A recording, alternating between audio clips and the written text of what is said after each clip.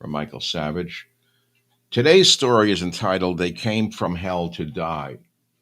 They Came from Hell to Die.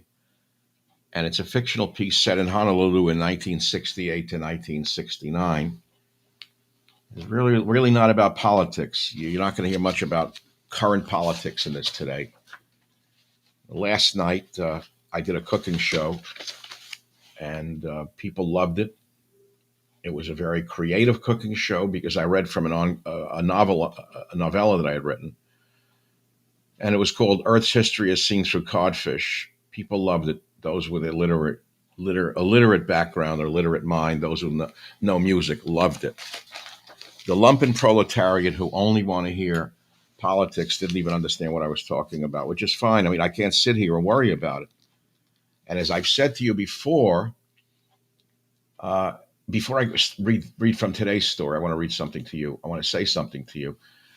I tried to tell you yesterday that a lot of what I've done in my career has been absurdism, theater of the absurd, surrealism. I try to explain that.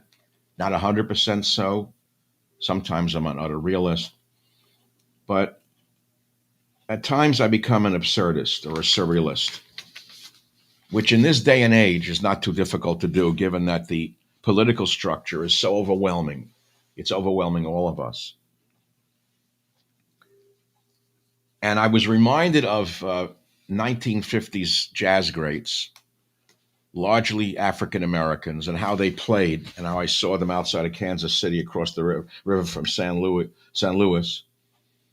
These men would have horrible jobs during the day, whatever it was, and you'd see them come. They weren't professional musicians. Some of them, they come into this club 2 o'clock in the morning with their beat up old cases of instrument cases, and they would just join the jam and start to play. That's a lot of what I do, which is not understood in today's didactic, monodimensional world. So if you're not into jazz, you may not like what I do. If you're into music, if you're into art, if you're into poetry, if you're into science, if you're into creativity outside of the two tracks, damn Republican, Republican, Democrat, if that's what you're into, please go away. So I'm going to read this to you now. It's from the ongoing novel that I've been telling you about, that I've been reading with my cooking shows. It began with two pieces on who killed San Francisco, and last night's was uh, Earth's History Through a Codfish, which again, you can only understand if you're into 1950s African American jazz music and some of their titles in their music. See what you think of this. So, thank you for listening. Today's story is entitled They Came from Hell to Die, a fictional piece set in Honolulu, 1968, 1969. I hope you enjoy it. So, here we go. One, two, 1, 2, 3, 4. They came, hair shaved, eyes mostly unblinking, 7 hours from hell. Renting motorcycles, 1 or 2 a week, would choose to fly over Polly's cliffs rather than return to Nam. Martin and Mary saw them, sympathized with their innocence, and thanked God he had a teaching deferment. Not a warrior by nature, Braverman would have been a casualty, a criminal, or an executioner had he been sent to fight. Marty, has anybody ever told you you will be a cardinal, a criminal, or an executioner? Said Gerardo Noelano in his small Kailua restaurant, jeering at the pre-New Year's diners. The party of 8 looked up at the clever Italian. His graying hair added highlights to an otherwise diminishing life. He had been a pilot for Mussolini's fascist Air Force, held 2 doctorates, and now wrote a small monthly column for a Turin newspaper from his tropical outpost. Renata, his wife from Brooklyn, supervised or did all the delicious meals, allowing her brilliant husband the pleasure of circulating in suit and tie amongst their guests. He was now a leftist, supporting McGovern's impossible presidential climb, and loved it when students from the university came over the mountain to dine on Renata's ravioli while listening to his eloquent bullshit. Martin was the first to challenge his rule ever since that Irish bum tried and was tossed out on his ass in '64. The Italian's pride was now so fragile that the mere suggestion of a threat had him dig into his loafers and draw upon archaic words from his fascist past. Yes, Mart, you have the killer instinct, but confuse yourself with a saint. Satisfied, the Italian moved back a few small steps to better observe his antagonist. Martin did not dislike the Italian.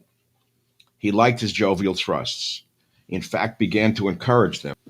Never felt so good since the crib on Longfellow Avenue.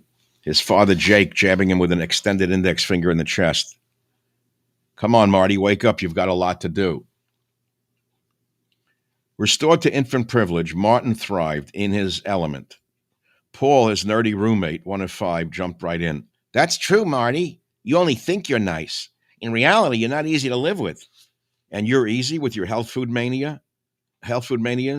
your constant jabbering about eco-catastrophes and the effing war, retorted Martin. At least I don't go around snapping jap, jap, jap, jap, jap this, jap that. Why, because you got lucky and you're banging an Orienta? That makes you Dag Hammarskjöld? Paul then threw his glass of Chianti. It came from a real straw-plated bottle. Marty ducked, and the smelly red wine hit the portrait of some Italian village painted by Gerardo. It looked like it had been done by an Alzheimer's patient on a good day. The wine dripped down the wall, running on the vinyl booth.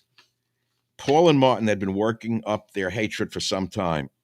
Somehow they were competing for a similar or the same niche in the extended family they all called home as roommates. The family occupied a 3,500 square foot cinder block and redwood L-shaped house on a hillside overlooking Honolulu. The green pool was Marty's looking glass through which he filtered the world. After their many months in an insufferably stuffy one-room cottage in Kohala, and then a few months in a North Shore beachfront cottage at Punaluu, about 30 miles from the university, Martin and Mary decided to try communal living. Their neighbors really had decided for them, after their island neighbors. After weeks of asking a few local boys to stop revving and tuning their cars after midnight in a driveway across the road, our New York expatriates found their own car sitting right in the middle of that road one sunny morning. They were surrounded by hostile illiterates who claimed they despised haoles, but spent most of their lives trying to live like these foreigners. All that remained of their Hawaiian culture were fragments of that vowel-rich language, a few remnants of dietary wisdom which were now wrapped around cheap cuts of fatty meat, and an original warrior attitude. There were to be many happy scenes in the expatriates' lives on that Honolulu hillside commune, now that they had abandoned their quest for solitude in the new land. But that night in the Italian restaurant was to mark the end of this idyll. As the red wine slowly ran down the proprietor's oil painting and pooled atop the vinyl booth, Martin Braverman decided to move on. His philosophy then was a blend of pseudo-Eastern mysticism and pure pygmy. Whenever danger approached, he took it as a sign and acted usually by exiting. Now, there's a pause there before I go to the ending of that piece, which I have to flip a few pages to get to another scene, which will appear, and then we're going to be done for the day. Where is this? Here it is. Are you enjoying the reading on this day here, this winter? I don't know. This will never be published. I don't know. I don't know if I could find it. I don't know if I could find it. Here it is. So here's the ending to that story. Now, Martin Braverman was no coward.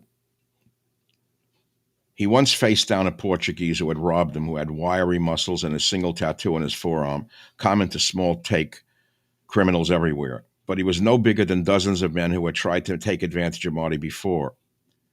Having grown up in the South Bronx when it was still a Jewish ghetto, with all the attributes of a ghetto before it had become a slum inhabited by Puerto Ricans, he had had many fights with neighboring boys. Fights over territory and a vacant lot. Fights over girls. Fights over the rights to sell used comic books on certain streets, the essential theaters of contention. One particular fight had left Marty 12 stitches in his head, wiser. It started when another kid called Marty's retarded brother, Jerry, weird. The boy's head was beaten against the sidewalk of Longfellow Avenue, while his friends cracked Marty's skull from behind with those large black lava like ashes peculiar to incinerators of the time. But Marty would not let go of the boy who insulted his brother Jerry. It took two neighborhood men to pull him off, his poor sick brother staring from behind his little wheelchair without seeing, some said without understanding. Jerry was his world. I think I'll stop right there. It's enough. They came from hell to die. Thank you for listening. Now go back to your politics as usual and don't say I didn't warn you. I'm Michael Savage. I think this story is part of a longer story, as I told you, that'll never see the light of day. It's going to be burned on air one day, all called Leaving New York. It'll never be published. I never gave it to the library that collected all my writings yet. Maybe I will. Maybe I won't. Don't know. But you just got a piece of it. So I give you my gem. I hope you handle it with care. Thank you very much for listening. And here we are.